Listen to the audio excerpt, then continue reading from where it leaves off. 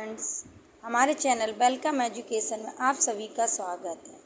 दोस्तों, आज हम आपके लिए रावण की कहानी लेकर आए हैं।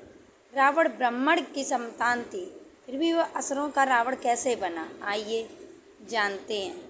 रावण ने अपनी शुरुआती शिक्षा दीक्षा के बाद रावण ने कई वर्षों तक शिव की गहन तपस्या की।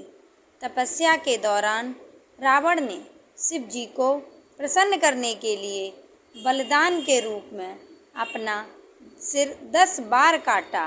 हर बार जब वो अपना सिर काटता था तो उसके धड़ में से एक नया सिर लग जाता था, जिससे उसने अपनी तपस्या पूरी की और अंत में भगवान शिव ने उसकी तपस्या से प्रसन्न होकर उसे वरदान दिया।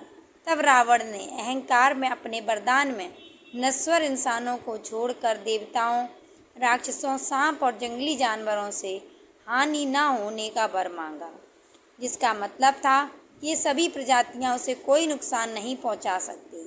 यही वजह है कि बाद में मनुष्य रूप में जन्म लेकर श्री राम ने रावण का अंत किया था। रामायण विजयदशमी या दिवाली का जिक्र होने पर हमारे मन में सबसे पहले ख्याल श्री राम और रावण के युद्ध और भगवान राम द्वारा रावण के अंत का आता है।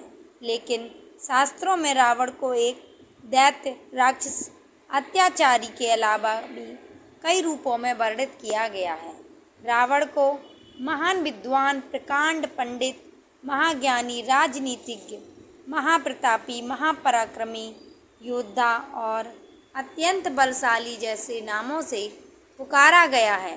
रामायण में जिक्र है कि राम ने भी एक बार रावण को महाविद्वान, उसके ज्ञान के संदर्भ में महान ब्राह्मण के रूप में संबोधित किया था। रामायण में रावण को ऋषि विश्रवा की संतान बताया गया है, लेकिन उसकी माँ कैकसी क्षत्रिय राक्षस कुल की थी, इसलिए उसे ब्रह्म राक्षस कहा जाता था। राक्षसी और क्षत्रिय दोनों गुणों के साथ वो बेहद बलशाली और बहुत बड़ा शिवभक्त था। रावण का जन्म महान ऋषि विश्रवा, वेश मुनि और उनकी पत्नी दैत्य राजकुमारी कैकसी के घर हुआ था। उनका जन्म देवगढ़ में हुआ था, क्योंकि उनके दादा ऋषि पुलस्त्य ब्रह्मा के 10 मानस पुत्रों में एक थे। वो 7 महान ऋषियों के समूह, जिसे सप्त ऋषि कहा जाता है, उसके सदस्य थे। कैकसी के पिता और दैत्यों के राजा सुमालिया की इच्छा थी कि उनकी बेटी की शादी नश्वर दुनिया के सबसे शक्तिशाली व्यक्ति के साथ हो, ताकि उससे एक असाधारण संतान का जन्म हो। रावण के जन्म की ये है कहानी।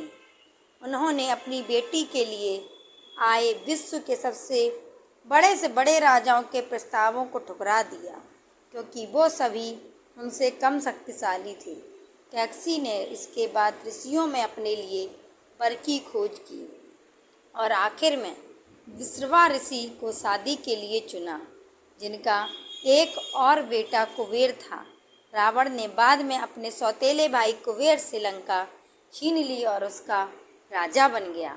रावण के 2 भाई विभीषण और कुंभकर्ण थे। कुछ स्रोतों में रावण नाम के एक और भाई का उल्लेख भी है। उनकी माँ के कुल का संबंध मारीच और सुबाहु दैत्यों के परिवार से था। कैकसी ने एक बेटी को भी जन्म दिया था, जिसका नाम चंद्रमुखी, चंद्रमा जैसी चेहरे वाली लड़की, जिसके बाद में राक्षसी सूर्पनखा के नाम से जाना गया। पिता के सानिध्य में सीखा वेद और युद्ध कला। पिता विश्रवा अपने बेटे रावण को आक्रामक और अभिमानी होने के साथ साथ एक अनुकरणीय विद्वान कहते थे। विश्रवा के संरक्षण में रावण ने वेदों, पवित्र ग्रंथों, क्षत्रियों के ज्ञान और युद्ध कला में महारत हासिल की। रावण का एक उत्कृष्ट बीड़ा वादक भी था और उसके ध्वज के चिन्ह पर बीड़ा का भी चित्र दिखाई देता था। रावण दैत्यों की नैतिकता को बनाए रखे, इसके लिए रावण के नाना सुमाली ने अथक प्रयास किए। रामायण में वर्णन है कि रावण का यदुओं के क्षेत्र से घनिष्ठ संबंध था, जिसमें दिल्ली के दक्षिण में मथुरा, शहर से लेकर गुजरात, महाराष्ट्र, राजस्थान के कुछ हिस्से शामिल थे। माना जाता है कि रावण का संबंध लवणासुर से भी था, जो मथुरा का एक राक्षस था। लवणासुर को राम के सबसे छोटे भाई शत्रुघ्न ने मारा था। यदु क्षेत्र में नर्मदा के तट पर एक बार भगवान शिव की पूजा करने के बाद रावण को सबसे महान यदु राजाओं में एक राजा कार्तवीर अर्जुन के सिपाहियों ने पकड़ लिया और उसे कई दिनों तक अपनी कैद में रखा। रामायण के संदर्भों में बहुत साफ साफ कहा गया है कि रावण पूरी तरह मनुष्यों या फिर असुर के समान नहीं था, वो इससे कहीं बढ़कर था। शिव की तपस्या। अपनी शुरुआती शिक्षा के बाद रावण ने कई वर्षों तक शिव की गहन तपस्या की। तपस्या के दौरान रावण ने शिव को प्रसन्न करने के लिए बलिदान के रूप में अपना सिर 10 बार काटा।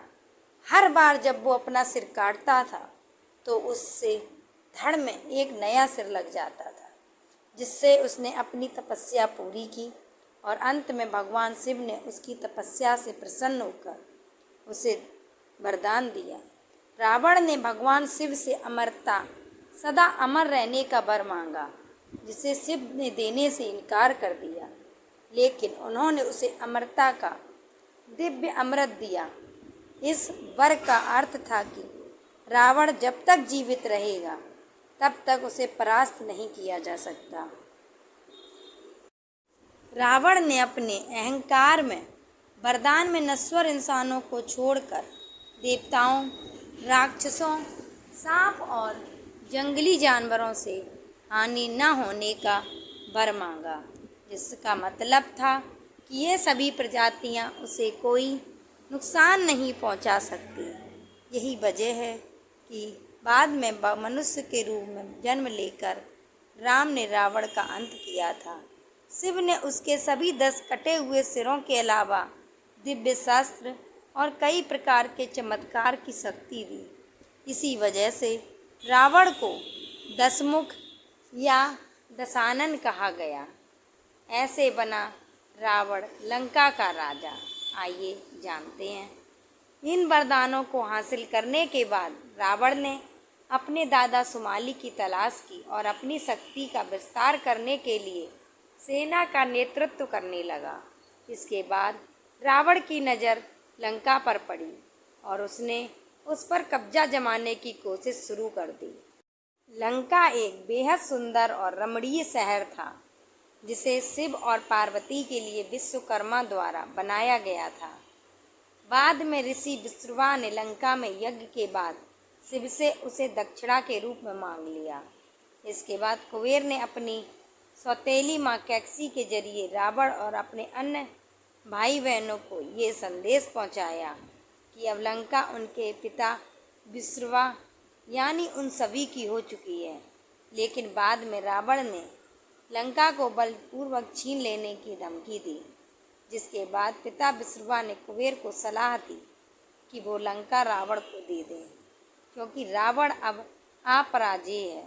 इस तरह रावण ने लंका पर कब्जा कर लिया था। भगवान शिव का परम भक्त लंका पर विजय के बाद रावण शिव से मिलने के लिए कैलाश पर्वत पहुंचा।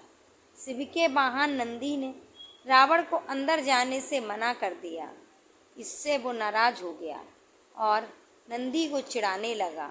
बदले में नंदी भी क्रोधित हो गए और रावण को श्राप दिया कि लंका को एक बानर द्वारा नष्ट किया जाएगा। नंदी के सामने शिव के प्रति अपना प्रेम दिखाने के लिए रावण ने कैलाश पर्वत को उठा लिया और कहा कि वो शिव समेत पूरा कैलाश लंका में ले जाएंगे। रावण के अहंकार से क्षुब्ध शिव ने कैलाश पर अपने पैर की सबसे छोटी उंगली रख दी, जिससे कैलाश पर्वत अपनी जगह पर वापस स्थापित हो गया। लेकिन इसी दौरान रावण का हाथ पर्वत के नीचे दब गया और पूरे पर्वत का भार रावण के हाथ पर आ गया। वो इस पीड़ा से कराह उठा। उसे तुरंत अपनी गलती का एहसास हो गया, तब रावण ने भगवान शिव को प्रसन्न करने के लिए अपनी नसों को तोड़ दिया और उससे तार की तरह इस्तेमाल करते हुए संगीत बनाया और शिव की महिमा का गुणगान करने लगा। इस तरह से उसने शिव तांडव स्रोत रच दिया। इसके बाद शिव ने उसे क्षमा कर दिया और उसकी भक्ति से खुश होकर उसे दिव्य तलवार चंद्रहास दी। कहा जाता है कि इस घटना के दौरान ही शिव द्वारा उसे रावण नाम दिया गया है, जिसका अर्थ है तेज दहाड़, क्योंकि रावण का हाथ पर्वत के नीचे दबा था तो उसके रोने से पृथ्वी कांप उठी थी। रावण इसके बाद भगवान शिव का आजीवन भक्त बन गया था। ऐसा बना रावण तीनों लोकों का विजेता। रावण की क्षमता और शक्ति वास्तव में विस्मयकारी थी। रावण ने कई बार मनुष्यों, देवताओं और राक्षसों पर विजय प्राप्त की। पाताल लोक को पूरी तरह जीतकर उसने अपने भाई आई रावण को वहाँ का राजा बना दिया। वह तीनों लोकों में असुरों का सर्वोच्च अधिपति बन गया। कुबेर ने एक बार रावण को उसकी क्रूरता और लालच के लिए आलोचना की, जिससे वो बहुत नाराज हो गया। भाई के इस अपमान के बाद वो स्वर्ग की ओर बढ़ा और देवताओं से युद्ध कर उन्हें हराया। उसने देवों, मनुष्यों और नागों पर जीत अर्जित की।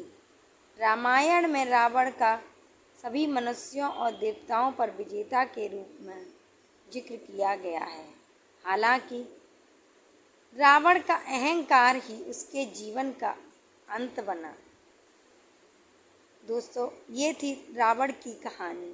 रावण कैसे हुआ, किसके द्वारा मारा गया, आपने इस कहानी में मालूम किया। दोस्तों, आपको मेरी ये कहानी कैसी लगी कृपया कमेंट में ज़रूर बताएं। सभी दोस्तों के साथ शेयर करें। हमारे चैनल को सब्सक्राइब कर लें। धन्यवाद।